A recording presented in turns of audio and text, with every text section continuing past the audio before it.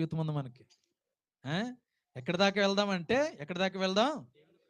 దేవుని గొప్పతనం తెలుసుకునేంత వరకు, దేవుని గొప్పతనం అర్థమయ్యేంత వరకు, ఆయన ప్రేమ లోతుగా తెలుసుకునేంత వరకు కూడా మనం అడుగులు ముందుకు వేయాలి. కనీసం ఒక్క అడుగు వేద్దాం, ఒక్క అడుగు వేద్దాం, ముందుకు వేద్దాం, వెనక్కి కాదు.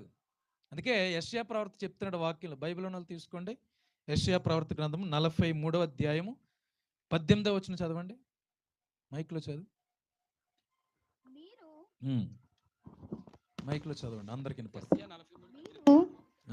పూర్వపు సంగతులను జ్ఞప్తికి తెచ్చుకొనక్కరలేదు, ప్రాత సంగతులను తలచుకోనక్కరలేదు. మీరు పూర్వపు సంగతులను జ్ఞాపకం చేసుకోవసరం లేదు. తర్వాత పాత సంగతులను తలంచుకోనక్కరలేదు. పాతవన్నీ కూడా తోడుకోవాల్సిన అవసరం లేదు.